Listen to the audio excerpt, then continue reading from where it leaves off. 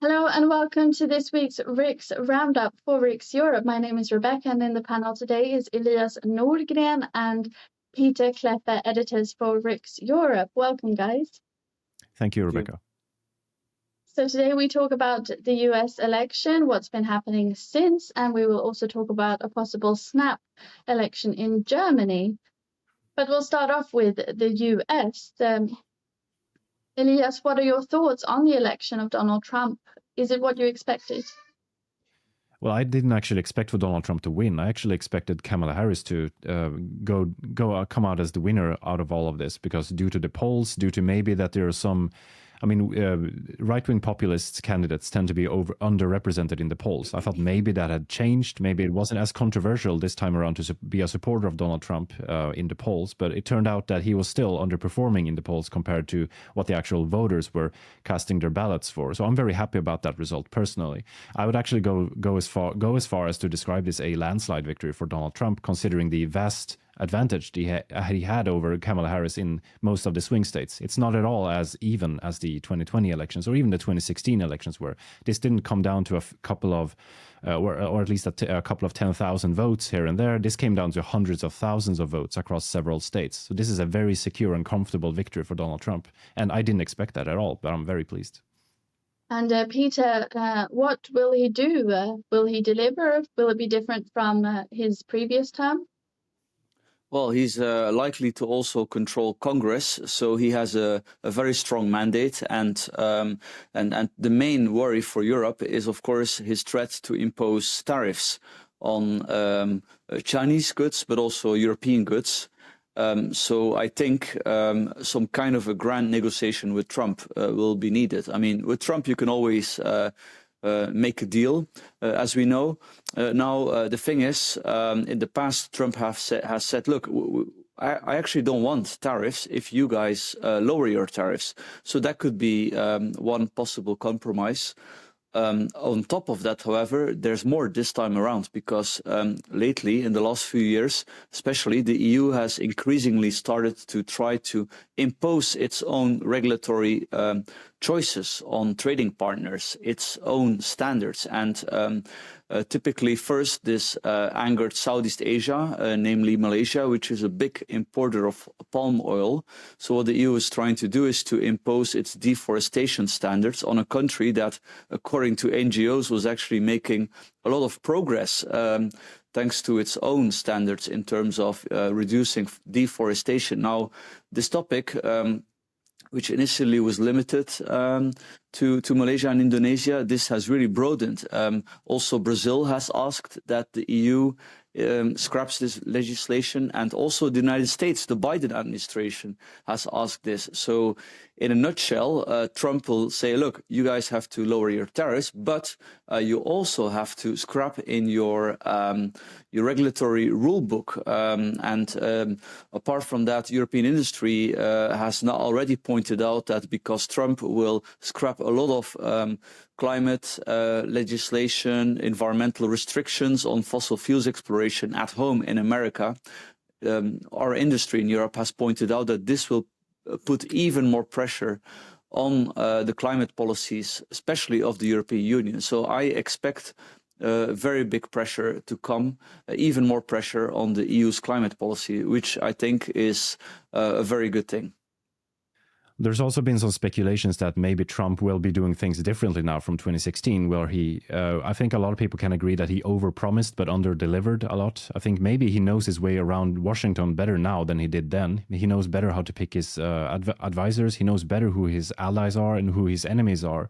And he did come out just a few days after the election, just recently, with a 10-point program on how to drain the swamp, so to speak. So this involves a lot of things that he brought up in 2016 already, but also a lot of new ideas. We'll see if he'll be able to implement them or not. I'm personally leaning more towards that he will probably adopt a more moderate line. He's probably not going to be able to get all of these things through in one term, the one term that he has left. Although, as Peter has pointed out, he does have the entire Congress with him this time, which I don't think he had for the duration of his last terms. Yeah, and I think he's way better prepared actually than last time. Of course, it's going to take a long time to fill all these positions. But what I find interesting is that the top three around Trump is, of course, his vice president, J.D. Vance. Behind J.D. Vance, his financial backer is apparently Peter Thiel, who's a tech investor, one of the founders of PayPal, a libertarian conservative.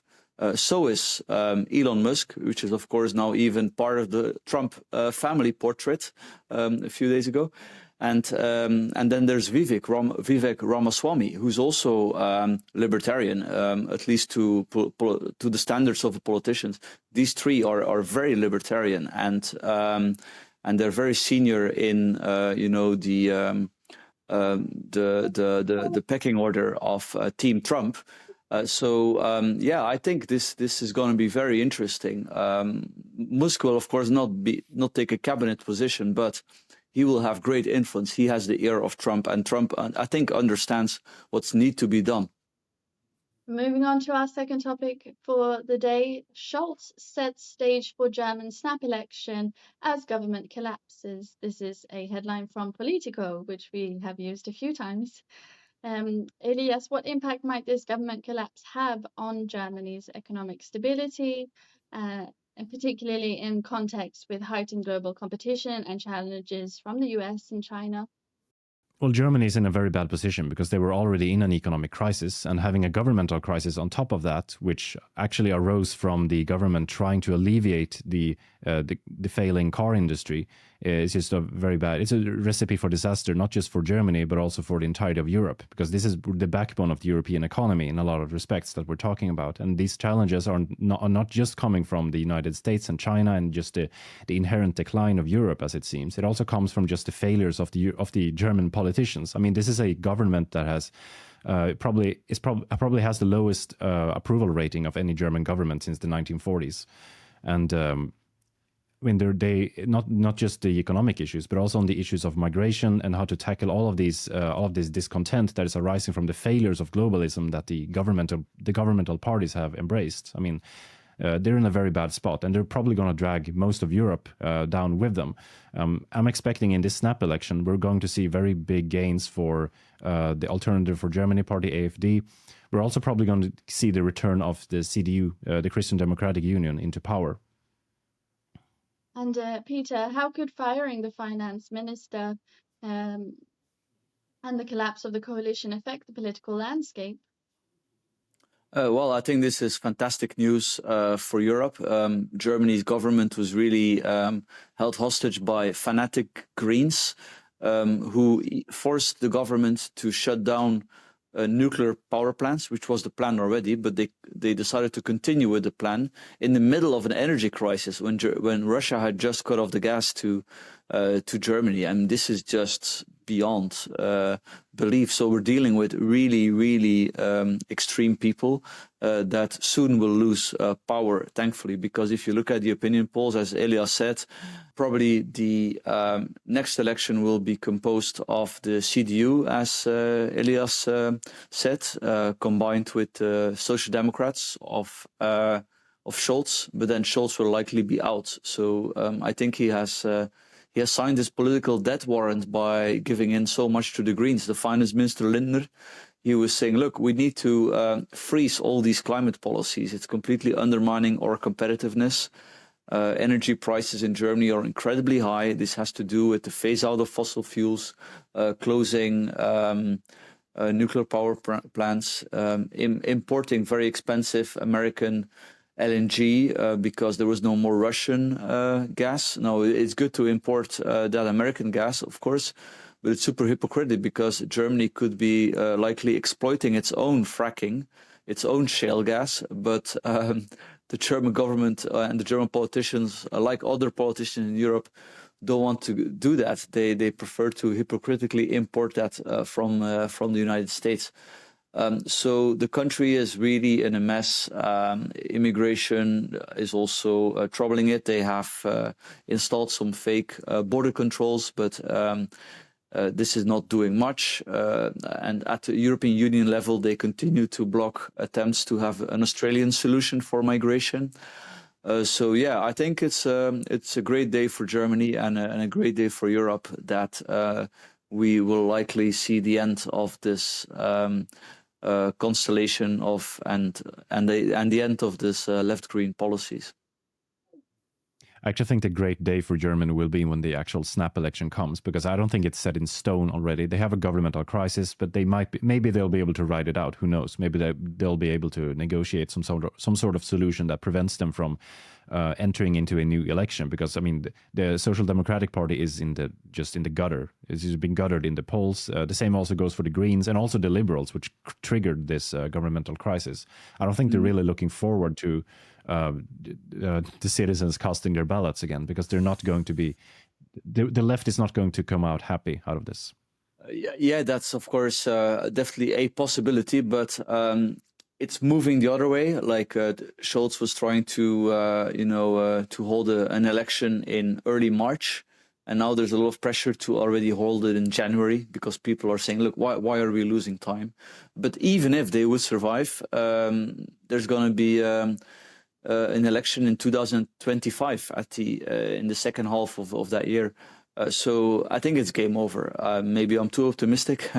And this is a clumsy attempt by the liberal FDP to try to gain some points with voters. But of course, voters will not, fall for that. They know that the FPD has allowed the Greens to enact their suicidal economic policies for 4 years. So I don't think voters will be very forgiving for any of those three political parties that are in power. Thank you, Elias Norgren and Peter Klepper, editors for Riks Europe, for answering my questions today. Thank you, Rebecca, for having us. Thank you. And thank you as always for watching Riks Europe.